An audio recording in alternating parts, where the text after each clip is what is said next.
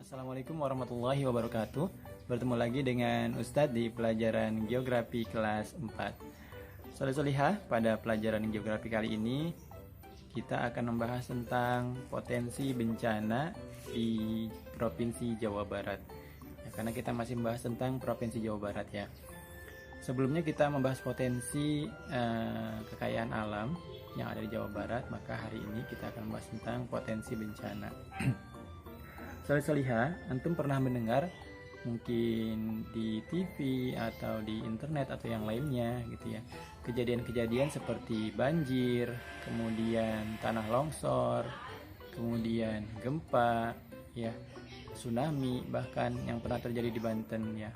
Mungkin antum pernah dengar kejadian-kejadian bencana ya di daerah Provinsi Jawa Barat, baik tadi ada di pesisir pantai Banten ya, pernah terjadi tsunami atau longsor mungkin yang di daerah Lewiliang dan sebagainya, banjir yang sering terjadi gitu ya. Itu adalah potensi-potensi bencana yang terjadi di Jawa Barat ya. Nah, kenapa kita perlu mengetahui potensi bencana yang mungkin terjadi di Provinsi Jawa Barat? Karena bencana itu kan kita tidak bisa hindari ya kejadiannya, tapi bisa diminimalisir atau dikurangi dampaknya ya, dampak yang ditimbulkannya. Apa dampak yang ditimbulkannya? Misalkan bisa dikurangi dampak yang ditimbulkan dari sisi korban bencananya ya. Kalau dipersiapkan, kita bisa memperingatkan orang-orang yang ada di sana untuk misalkan pindah atau evakuasi ya sebelum terjadinya bencana. Ya, seperti kita tahu bahwasanya secara geografis ya, Indonesia itu berada pada rantai pegunungan berapi. Kemudian juga terletak letaknya itu pertemuan antara dua lempeng ya, lempeng Samudra dan lempeng Eurasia, lempeng benua Asia. Nah, yang memungkinkan ketika bertemunya dua lempeng tadi, bertumbukannya dua lempeng tadi ya, dua lempeng itu bertumbukan ya, bertabrakan, maka terjadi gempa ya, baik gempa yang skala kecil gitu ya maupun gempa yang sampai terasa gitu ya. Kita mungkin pernah merasakan gempa yang skala kecil yang hanya goyang-goyang sebentar, tapi mungkin ada yang besar gitu ya, apalagi kalau misalkan di dekat sumber gempa. Nah, itu bisa membuat bangunan sekitarnya bergoyang ya, bahkan roboh. Kalau gempanya terjadi di laut gitu ya, itu bisa menimbulkan tsunami atau gelombang pasang yang tinggi ya. Dan kalau kita lihat di peta gitu ya, peta lempeng bumi, maka pertemuan lempeng bumi itu antara lempeng Samudra dan lempeng benua Eurasia itu terdapat di hampir pesisir, tidak jauh dari pesisir pantai selatan ya, sepanjang pesisir pantai selatan ke arah Sumatera. Nah, sehingga titik gempanya banyak terjadi di situ, dari mulai daerah pinggir Banten sampai ke pesisir selatan di Pulau Jawa tadi ya. Jadi itu titik-titik yang memungkinkan dua lempeng tadi bertubrukan sehingga menimbulkan gempa ya. Kalau gempanya tadi ya di laut ya, karena emang posisi lempengnya berada di laut ya, agak ke tengah laut.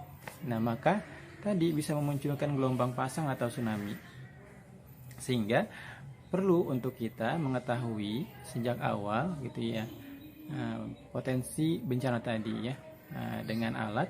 Sekarang sudah ada alatnya, misalkan ada seismograf untuk mendeteksi adanya gempa. Ya, gimana kalau misalkan terjadi gempa? Biasanya ya, kalau misalkan di negara maju seperti Jepang yang memang sering terjadi gempa, gempa sudah menjadi sesuatu yang rutin terjadi, maka mereka membuat namanya tanggap darurat bencana. Di bangunan-bangunan sudah kasih tanda ketika ada bencana akan terdengar suara sirene dan kemana mereka harus menuju. Biasanya sudah ditentukan titik kumpulnya ya. Kalau gempa biasanya titik kumpulnya di tengah lapangan ya, agar tidak tertimpa bangunan. Kemudian Kalau di Jepang, karena dia potensi gempanya tinggi ya, hampir setiap tahun, maka tidak ada bangunan yang tinggi, tidak ada, maksudnya jarang sekali bangunan yang tinggi, tidak seperti di luar negeri yang bangunannya sangat tinggi-tinggi seperti di Dubai atau di Kuala Lumpur yang menaranya tinggi-tinggi. Maka di Jepang sangat sulit sekali ditemui bangunan yang tinggi. Kenapa? Karena seringnya gempa ya memungkinkan bangunan tinggi itu roboh ya. Maka mereka sudah mendesain bangunannya agar tahan gempa seperti itu. Kemudian juga mereka tadi ya sudah melakukan pelatihan kepada semua orang, baik itu di sekolah maupun di tempat kerja. Ketika terjadi gempa, ada bunyi sirene dan kemana mereka harus kumpul.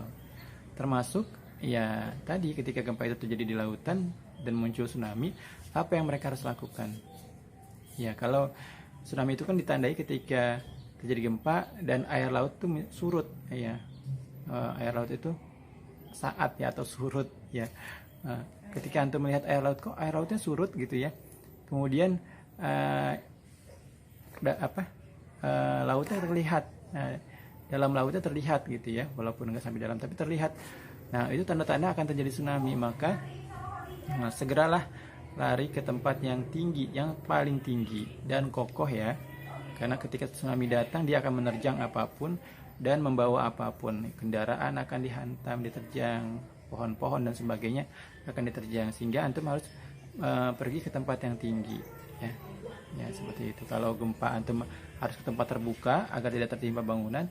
Kalau tsunami terjadi, antum harus ke tempat yang paling tinggi ya, dan hindari dekat dengan arus listrik ya, tiang listrik ataupun yang lainnya, karena air ketemu listrik maka akan terjadi aliran setrum yang tinggi ya, sehingga kalaupun antum antum terkena airnya, maka airnya mengandung aliran listrik. Jadi kita harus tahu potensi bencana dan bagaimana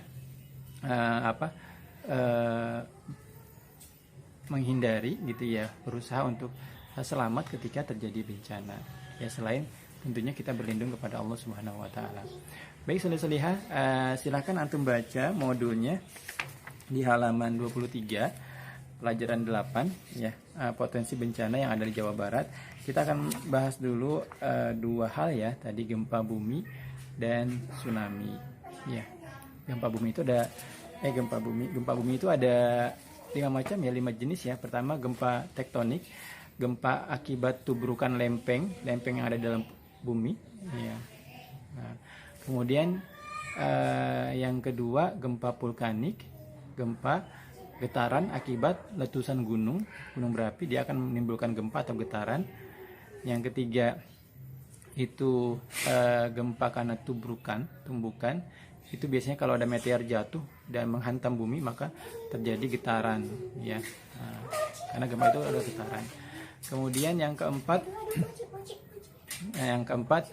itu gempa berupa longsoran gitu ya, ketika ada tanah longsor gitu ya, atau ada gunung yang patah, yang gunung longsor tadi, maka terdengar gemuruh atau getaran ya, seperti kejadian-kejadian sebelumnya di Luwiliang dan sebagainya, terdengar gemuruh atau getaran yang muncul dari longsoran tadi.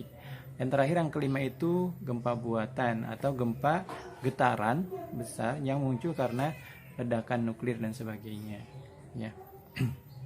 Baik, saudara-saudara, silakan antum baca kembali modulnya.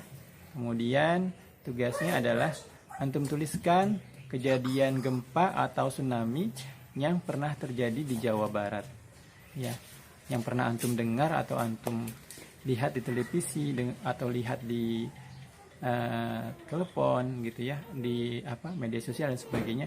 Coba antum catat kejadian-kejadian bencana alam yang terjadi di Jawa Barat ya, gempa bumi kah, tanah longsor kah, banjir kah, tsunami kah. Silakan antum tulis ya, soleh-solehah. Ya, silakan antum tulis, antum foto dan antum kirimkan di link absen dan pengiriman tugas. Baik, soleh-solehah, tetap semangat, jaga kesehatan. Assalamualaikum warahmatullahi wabarakatuh.